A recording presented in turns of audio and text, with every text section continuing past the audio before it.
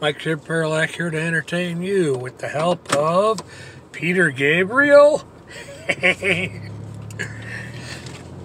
Everyone I meet on the street acts as if I wasn't there. But they're all gonna know who I am, 'cause I could go out on the air. On the air, on the air, on the air, on the air, on the air.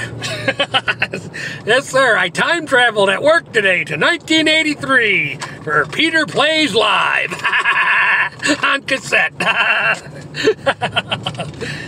Of course, I'm talking out my butt now. In 1983, I was alive, but where was I in real life? Let's see, 1983, where was I? If I remember correctly, I was in the dining room of our house where I grew up, and my mother had just knifed my father because apparently I wasn't eating my food right or something. I don't know. I was a child. I don't know, but I remember it because she knifed him, but she was smart. She didn't knife him like in the stabbing motion. She knifed him in like a carving motion. It was a carving knife she used. And part of the reason I remember that day is because for years, after living 6 years of a child abuse under my father's authority, my father would remind me of it constantly, of the day that day that quote the B word, what he referred to my mother all the time, as the day she destroyed his precious Florida shirt. But she was smart, though. She didn't want to go to prison for murder. She just wanted to make this effer bleed, because obviously it was the only way to get through to his dumb ass.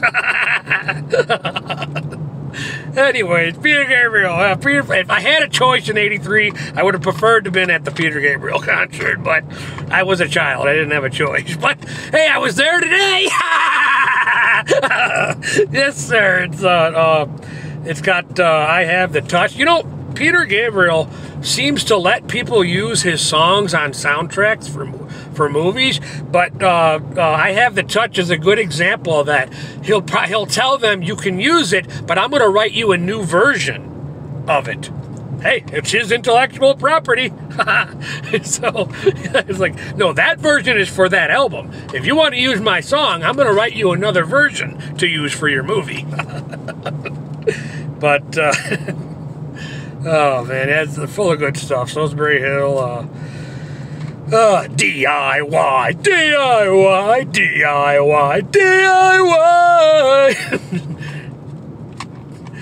Oh yeah, good one. A song that I didn't even discover until I started listening to this tape, which I got at the library years ago. Thanks, library, for keeping this in a cool, dry place all these years, just for moi. It was a song called I Go Swimming, Swimming in the Water, Swimming in the Water, Swimming in the Water. And of course, Biko, a song he wrote about Steve Biko. And if you don't know who Steve Biko is, you need to brush up on the human history of the fight for freedom.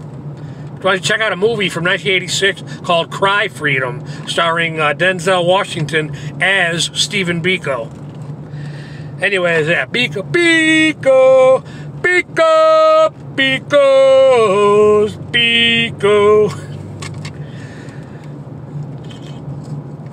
You can blow out a candle, but you can't blow out a fire. Love that song. Oh, Biko, Biko's, Biko's, Biko. Oh, Biko, Biko, Biko's, Biko. When I saw him play that live in 2011, yep, the whole audience, ah, ah,